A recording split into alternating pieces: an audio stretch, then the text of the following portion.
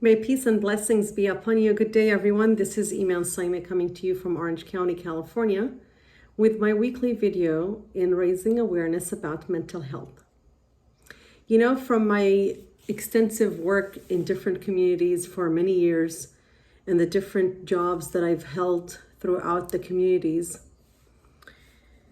I can say that the number one reason I would witness marriages, friendships, partnerships, relationships get broken and feelings get hurt and a level of anxiety and depression and mistrust start developing within the community, it's due to gossip, due to rumors that were not verified, and the news would spread so rapidly without anyone stopping and saying, did we ask the source?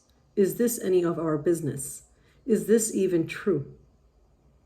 And we usually have topics such as relationships, love, sex, jobs, marriage proposals. These are the things that people dwell on and they want to know more of, and they want to get the most juiciest news about.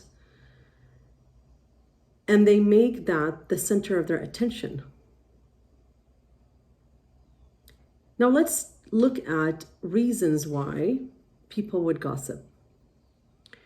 Gossip itself is not a natural or an acceptable way a person should shape up their character. Gossip is at its root, it's a trauma response. That tells me there is pain and hurt that hasn't been processed within you, and you're projecting onto others and you're making their business your business. When in fact, one of the ways that God, according to Islam, is not concerned or looks at your deeds, he makes you be busy about people's affairs. Not a very spiritual place that you would want to be in. Rise above.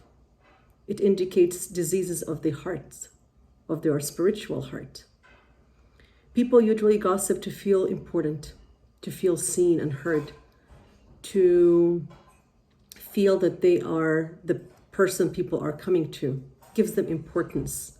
It gives them status. People are bored.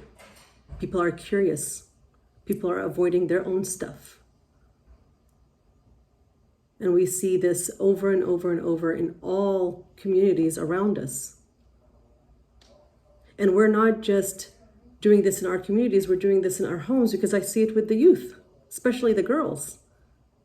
They've learned to gossip and they end up having fallouts and all kind of anxiety and depressed mood swings simply because this one doesn't love me and this one didn't invite me and this one did. It's all rooted in gossip. And it doesn't come from a good, high-spirited place. And it could be very well have been modeled at home. The mom is gossiping about people at home. The parents are gossiping about, their friends at home. The mom is talking about the in-laws. The mom is venting on the phone to her friends about, her husband, or the husband is doing the same thing about his in-laws or his wife. It's a very toxic cycle and a pattern and a trait anyone could have in their character. Verify the information. If you are in a place where you could make a difference with the two parties that they're having issues, invite them to the table to be the middle person to bring people together. If gossip happens in your presence, stop it. You have every responsibility there is to uphold righteousness and justice and transparency everywhere you go, including the conversations you allow yourself to be part of. So it's either you're part of the solution or part of the problem. Stop talking. Stop gossiping. Stop repeating things that are none of your business. If a person is sharing with you something that is at the moment it's private, ask them, can I share with others? Say, no, please don't now, I will tell you later. But going forward, always make it your intentions to not repeat things. Allow people to share their news. Allow people to say to share their personal affairs with others at their own pace, at their own time, in their own ways. As a therapist, we do have times where we break our confidentiality policy, is when the client is telling us that they are suicidal, they're going to hurt themselves, they're going to hurt others. There are times where you can break that confidentiality, and it's not considered gossip. It's when you take a very serious matter to someone's attention so they can support them. But other than that, keep things to yourself. And be a righteous person, God-centered person. Cleanse your heart. Be about your own life. Work about your own, go about your own goals.